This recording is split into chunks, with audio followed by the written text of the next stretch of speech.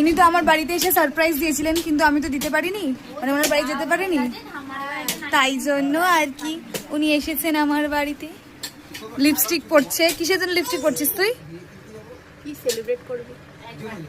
তো এই ভিডিওটা হচ্ছে মেঘার বার্থডে সেলিব্রেশনের, বাট এটা হচ্ছে পোস্ট বার্থডে সেলিব্রেশন। কেন কি ওর বার্থডের দিন আমিও যেতে পারিনি, আর ওকে আসতে বলেছিলাম, ও আসতে পারিনি। তো বলেছিলাম ঠিক আছে, তো যেদিন সময় হবে তুই সেরকমই সময় করে আসিস।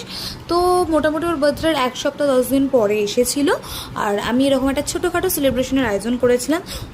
ও তো দেখেছিলে আমার বার্থডেতে একটা ট্রেতে আমি যা যা ভালোবাসি, চিপস, চকলেট, আইসক্রিম, কেক, এরকম সব কিছু নিয়েও একটা এসেছিলো।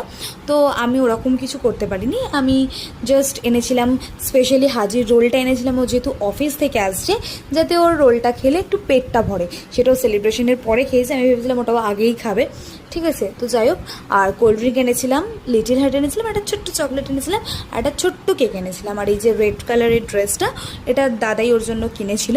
তো এইভাবে ওকে গুছিয়ে সারপ্রাইজ দেওয়ার আমার হয়নি। আমি পারি না বলবো না, চেষ্টা করলে পারাই যায়। যাই হোক, তো সারপ্রাইজ দেওয়া হয়নি, ও সামনেই ছিল। আমি বললাম দেখ এগুলো এনেছে, কারণ আমি গেছিলাম, আর তার মানে আমি কিনতে গেছিলাম, এগুলো কিনছিলাম, আর তার আগেও আমার বাড়িতে চলে এসেছিলো। তো ওর সামনেই সমস্তটা নিয়ে আমি ঢুকেছি। তো তারপরে বললাম যে অফিস থেকে এসেছিস, অনেক বিধ্বস্ত হয়ে গেছিস, একটু সাজুগুজু করে নে, সেলিব্রেশন করবো। মেঘা, কেমন লাগছে তোমার বলো ছোটখাটো একটা সেলিব্রেশন? নে, happy birthday to you, happy birthday dear Megha, মজা মজা, পার্টি পার্টি পার্টি পার্টি। মামা মামা মামা, ওকে একটুখানি শুধু ক্রিম দিবি, ওকে দিল না করে খোঁজে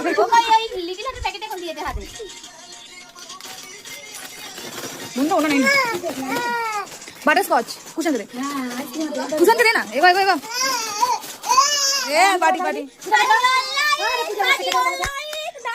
দাঁড়া।